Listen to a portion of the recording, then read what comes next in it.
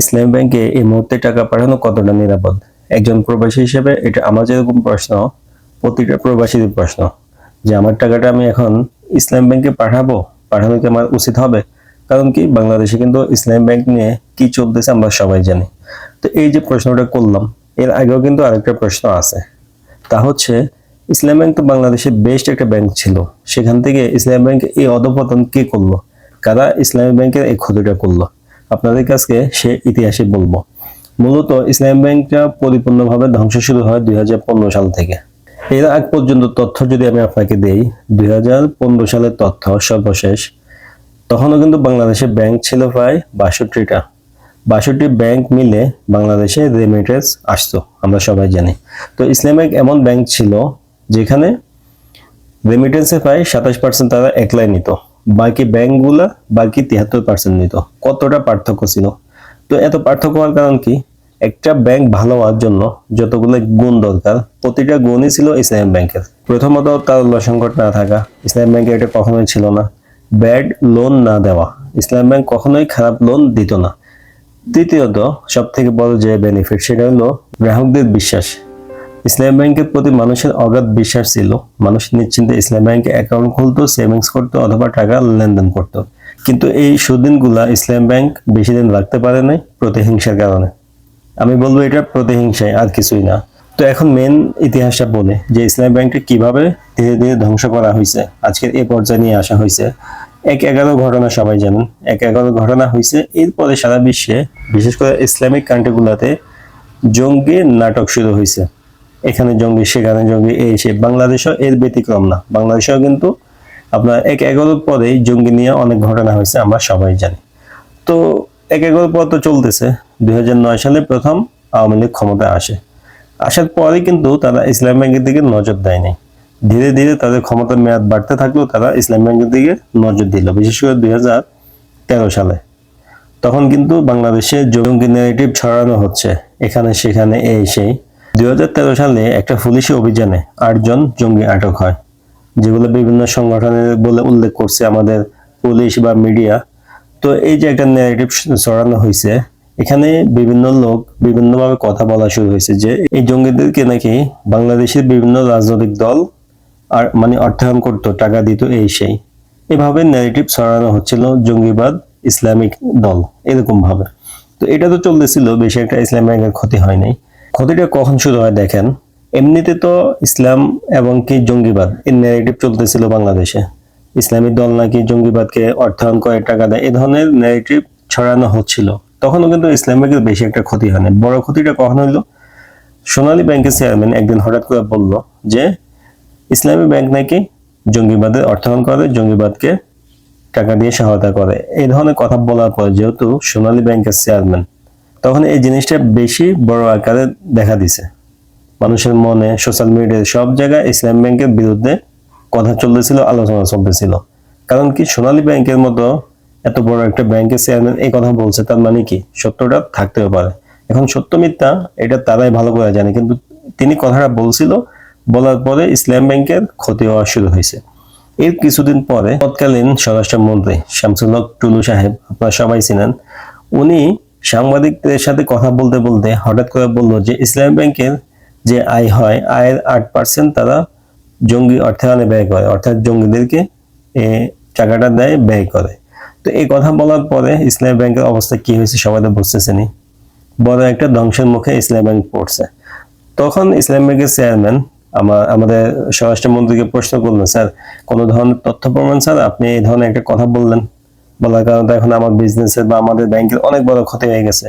তখন আমাদের শামসুল হক টুকু সাহেব বলছে, আসলে কথাটা আমি বলতে বলতে স্লিপ অফ টাং হয়ে গেছে, অর্থাৎ কথাটা আমার মুখ ফসকে বেরিয়ে গেছে, এটা কোনো সত্য কথা না। তবে এটা উনি এভাবে বলার পরেও ক্ষতি যতটা হওয়ার হয়ে গেছে। এটা 2013 সালের কাহিনী আপনাদেরকে বললাম। এরপরে 2014 সালে পুনরায় নির্বাচন হয়েছে। পুনরায় নির্বাচন হওয়ার পরে আওয়ামী লীগ আবারও ক্ষমতায় আসে। 14 সাল গেলে এভাবে নির্বাচন নিয়ে এসে বিভিন্ন ছোটখাটো ঝামেলা। 15 সালে এসে মূলত আওয়ামী লীগ সরকার ইসলামী ব্যাংকটাকে পরিপূর্ণভাবে ধ্বংসের লীলাখেলায় মেতে ওঠে। পরিপূর্ণ ধ্বংসের কিভাবে? প্রথম তারা একটা সিদ্ধান্ত নেয়, বাংলাদেশ ব্যাংক থেকে 4 জন পরিচালক নিয়োগ দেওয়া হয়েছে। অর্থাৎ ব্যাংকের যে নিয়োগ প্রক্রিয়া এগুলা বাদ দিয়ে সরকার হস্তক্ষেপ করে 4 জন পরিচালক নিয়োগ দিয়ে দিয়েছে। নিয়োগ দেওয়ার পরে যেহেতু এগুলা দলীয় পরিচালক, তারা আসার পরে ব্যাংকের যে সাধারণ কার্যক্রম এগুলা বিপরীত কাজ শুরু করছে, বিভিন্ন অডিট বন্ধ করে তাদের মতো করা। অর্থাৎ কি, তারা ব্যাংকের ভিতরে একটা হট্টগোল, একটা ঝামেলা সৃষ্টি তখনই করে দিছে। ঝামেলা চলতেছে ব্যাংকের মধ্যে, এমনিতে তো ব্যাংকের শেয়ার ডাউন হওয়া, বিভিন্ন ঝামেলা চলতেছে, এর মধ্যে 4 জন পরিচালক এসে এই ধরনের কাহিনী শুরু করলো। এভাবে ঝামেলা তো চলতেছে। এরপরে হঠাৎ করে কিছুদিন পরে দেখা যায় বিভিন্ন কোম্পানি ইসলাম ব্যাংকে শেয়ার কিনতে শুরু করে। আমার কাছে কিছু লিস্টও আছে বিভিন্ন উদাহরণ দেওয়ার জন্য আপনাদেরকে। উদাহরণগুলো মূলত আপনাকে আমি একটু পরে দেই, তাহলে আপনারা বুঝতে পারবেন। বিভিন্ন কোম্পানি ইসলাম ব্যাংকে শেয়ার কেনা শুরু করে, মানে কেউ 100 কোটি 50 কোটি এভাবে শেয়ার কিনতে শুরু করে। কিন্তু এই কোম্পানিগুলো কোত্থেকে কি কেউ কিছুই বলে না, এই পরিচালক বা দায়িত্বশীলরা কিছুই বলে না। ওনারা কিন্তু বড় অঙ্কের একটা শেয়ার কিনে ফেলে তখনও পর্যন্ত। তো পরবর্তীতে দেখা যায় এই যে বিভিন্ন কোম্পানি ইসলামিক শেয়ার কিনছে, এই কোম্পানিগুলো ফিজিক্যালি কোনো ধরনের অফিস, কোনো ফ্যাক্টরি কিছুই নেই। অর্থাৎ একটা কোম্পানি তৈরি করে ইসলাম ব্যাংকের শেয়ার কেনা হয়েছে, আর কিছুই না। তাদের কোনো ফ্যাক্টরি নাই, তাদের কোনো অফিস নাই, কিছুই নেই। যেমন উদাহরণস্বরূপ Excel Drying and Printing Limited, এরা বড় একটা শেয়ার কিনছে। এখন আপনার নামটা শুনলে কি মনে হবে? এক্সেল ড্রাইং অ্যান্ড প্রিন্টিং, তারা মনে হয় ড্রাইং প্রিন্টিং এই ধরনের কাজ কাম করতো। আসলে বাস্তবে তাদের কোনো অস্তিত্ব ছিল না। এটা আমাদের দেশের মিডিয়ারই কথা। এরপরে আলমারা স্পিনিং লিমিটেড, প্যারাডাইস ইন্টারন্যাশনাল ইত্যাদি কোম্পানি বড় একটা অংশ কিনে ফেলে ইসলাম ব্যাংকের শেয়ার। এগুলো কিন্তু ফিজিক্যাল কোনো অফিস নাই বা ফ্যাক্টরি নাই, তারপরে তারা বড় একটা শেয়ার যখন কিনে ফেলছে, তাদের কিন্তু একটা পাওয়ার এসে গেছে। নিয়ম অনুযায়ী আপনি যদি কোনো কোম্পানির কয় পার্সেন্টের মালিক হন, আপনিও কিন্তু বোর্ড মিটিং এ অ্যাটেন্ড করতে পারবেন, বা কোনো সিদ্ধান্ত নেওয়ার সময় আপনাকে জিজ্ঞেস করা হবে, আপনারও কিন্তু সিদ্ধান্ত নেওয়ার মতো ক্ষমতা থাকবে। এর পরবর্তীতে কিছুদিন পরে দেখা যায় এই যে কোম্পানিগুলো ইসলাম ব্যাংকে শেয়ার কিনলো, এই কোম্পানিগুলা সম্পূর্ণ মালিক হচ্ছে এস আলম গ্রুপ। অর্থাৎ ইসলাম ব্যাংকে এস আলমের প্রবেশ শুরু হলো 2015 সালে। প্রবেশ শুরু হয়েছে বলতে আমি সরাসরি বলতেই পারি এটা প্রবেশ করানো হয়েছে। ইসলামী ব্যাংক ধ্বংস করার জন্য এস আলমকে প্রবেশ করানো হয়েছে। তারা বিভিন্ন ফ্রড, ডুপ্লিকেট কোম্পানি তৈরি করে ইসলাম ব্যাংকের শেয়ার প্রথমে কিনছে, এর পরবর্তীতে তারা ইসলামী ব্যাংকটা দখল করে নিয়েছে। যেহেতু বড় একটা শেয়ার, শেয়ারের বড় অংশ এখন এস আলমের হাতে, তো সেখানে তাদের বিভিন্ন পরিচালক আছে, তাদের ক্ষমতা আছে।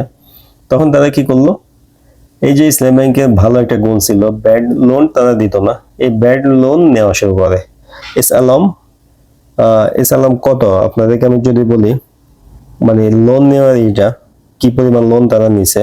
S Alam steel and sugar factory 4200 কোটি টাকা লোন নিছে। S Alam vegetable oil company 4100 কোটি টাকা লোন নিছে। S Alam super oil company 3900। মাত্র 5 বছরে শুধু এস আলম কোম্পানি ইসলাম ব্যাংক থেকে 14,000 কোটি টাকা লোন নিছে। লোন তো নিছে, কখনো এই 5 বছরের মধ্যে তারা একটা টাকা আর ফেরত দেয় নাই। তাদের ব্যাংক নিজের মনে করে নিছে, ফেরত দেওয়ার তো কোনো কারণ প্রশ্নই আসে না। এবং কি এস আলমের মেয়ের জামাইও তার কোম্পানি এস্টাবলিশ করার জন্য 1600 কোটি টাকা নিয়ে গেছে। এস আলমের ছেলেও নিজের কোম্পানি দাঁড় করানোর জন্য 1000 কোটি টাকা নিয়ে গেছে। তো এত টাকা যে নিছে, আসলে মূলত টাকা তো কেন নিছে বা এগুলো আপনারা বুঝতেছেন, এগুলো বলার কোনো কারণ নেই। কিন্তু একটা ব্যাংক থেকে যদি 5 বছরে হাজার হাজার কোটি টাকা বের হয়ে যায়, এই লোনটা ফেরত না আসে, তখন এই ব্যাংকের অবস্থা কি হবে? অবস্থা দিন দিন যেটা হওয়া তাই হচ্ছে। আপনার ব্যাংকের ঝামেলা, ব্যাংকের তারল্য সংকট আসা, কাস্টমার ট্রাস্ট উঠে যাওয়া, এই ধরনের কাজগুলা হইতেছে। এগুলার বলার কিছু নেই। অর্থাৎ তারা কি ঋণের মাধ্যমে ব্যাংক লুট করে ফেলছে। এস আলম ঋণের মাধ্যমে ইসলামী ব্যাংক শেষ করে ফেলছে। এটা 2015 থেকে 19 সালের ঘটনা আপনাদেরকে বললাম। এরপরেও একইভাবে চলতেছিল, লোন নেওয়া, ফেরত না দেওয়া, বিভিন্ন ঝামেলা, অবৈধ পরিচালক বসানো, এই সেই, এগুলো মানে একদম কমন হয়ে গেছিল। সর্বশেষ যে তথ্য ছিল, এই তথ্য মধ্যে আসলে ইসলাম ব্যাংকের অবস্থা এমন হয়েছে, তারা আপনার গ্রাহকের টাকা পরিশোধ করার জন্য, অর্থাৎ আপনার সেভিংস ছিল, আপনি এটা ভেঙে ফেলবেন, চেক জমা দিয়েছেন, টাকা ফেরত নেবেন, এটার জন্য প্রত্যেক মাসেই সেন্ট্রাল ব্যাংক থেকে, অর্থাৎ বাংলাদেশ ব্যাংক থেকে লোন নিতে হয় প্রতি মাসেই। অর্থাৎ ইসলাম ব্যাংকের ফান্ড পরিপূর্ণ খালি করা হয়েছে। এখন তারা সেন্ট্রাল ব্যাংকের উপর নির্ভর করে চলতেছে। তো সরকার পতনের পরে ইসলাম ব্যাংক যারা প্রতিষ্ঠা করছে তারা অনেকটা চেষ্টা করছে দখল নেওয়ার জন্য, নিয়ে নিজেদের মতো আবার প্রতিষ্ঠা করার, পুনর্গঠন করার, এই ধরনের সুযোগ তারা বেশি দিন পায়নি। তো 2026 সালে এসে এখন আবার ঝামেলা চলতেছে। বিএনপি সরকারও আওয়ামী লীগের পথে হাঁটতেছে, হুবহু অবস্থা। আপনার ইসলামী ব্যাংক যারা প্রতিষ্ঠা করছে, যারা মালিক, তাদেরকে বুঝাই না দিয়ে সরকার দখলে নেওয়ার চেষ্টা করতেছে। তো এভাবে যদি চলতে থাকে ইসলামী ব্যাংকের অবস্থা কি হবে? বাংলাদেশে কখনো ইসলামী ব্যাংক বাংলাদেশ লিমিটেড নামে কোনো ব্যাংক বাকি থাকবে কিনা, এটা নিয়ে প্রশ্ন করাই যায়। তবে এভাবে চললে মনে হয় না ইসলামী ব্যাংক আর টিকে থাকতে পারবে, কারণ ইতিমধ্যে ভালো ভালো অনেক গ্রাহকই তাদের আমানত সেখান থেকে সরাই নিতেছে, অ্যাকাউন্টে কোনো টাকা রাখতেছে না, নতুন করে টাকা জমা করতেছে না। এখন ইসলামী ব্যাংক টিকে আছে শুধুমাত্র প্রবাসী রেমিটেন্সের উপরে। বড় একটা অর্থায়ন হইতেছে প্রবাসী রেমিটেন্সের উপরে। যদি এইটাও ডাউন হয় তখন কিন্তু ইসলামী ব্যাংকের অবস্থা খুব খারাপ হয়ে যাবে। তো পরিশেষে এই প্রশ্নটা আবার আপনাদেরকে করতে চাই, বা আমার নিজের প্রশ্ন, এই মুহূর্তে আমি কি ইসলামী ব্যাংকে আমার টাকা পাঠানো নিরাপদ হবে কি হবে না? তো পুরো ভিডিও দেখার পরে কিছুটা হইলেও আপনার ধারণা পাইছেন যে আপনার টাকা সেখানে কি নিরাপদ কিনা। টাকা পাঠাইলে উচিত হবে টাকা তুলে ফেলা, সেভিংস করে না রাখা, কারণ যে কোনো সময় যে কোনো কিছু ঘটে যেতে পারে, তখন কিন্তু আপনার টাকা আপনার ফেরত পাবেন না। আমাদের দেশের আইন অনুযায়ী কোনো ব্যাংকে যদি আপনার 50 লাখ টাকা থাকে, ব্যাংক যদি দেউলিয়া হয় বা পালায় যায়, তখন কিন্তু সরকার আপনাকে 2 লাখ টাকা দিবে, 2 লাখ নাকি 3 লাখ এরকম সামথিং। বাকি টাকায় কিন্তু মাইর, এই কারণে বুঝে শুনে টাকা পাঠাবেন। তো এই ছিল ইসলামী ব্যাংকের ধ্বংসের ইতিহাস এমনকি আমাদের প্রশ্নের উত্তর। ভিডিওটা অবশ্যই শেয়ার করবেন, আর তো কিছু বলার নেই। এরপরে দেখাবেন নতুন কোনো ভিডিওতে ইনশাল্লাহ। আরো কোনো নতুন তথ্য যদি আসে ইসলামী ব্যাংক নিয়ে, তখন আপনাদেরকে জানাই দিব। সবাই ওই পর্যন্ত ভালো থাকবেন, সুস্থ থাকবেন। দেখা হবে নতুন ভিডিওতে। আজকে এই পর্যন্ত, আল্লাহ হাফেজ।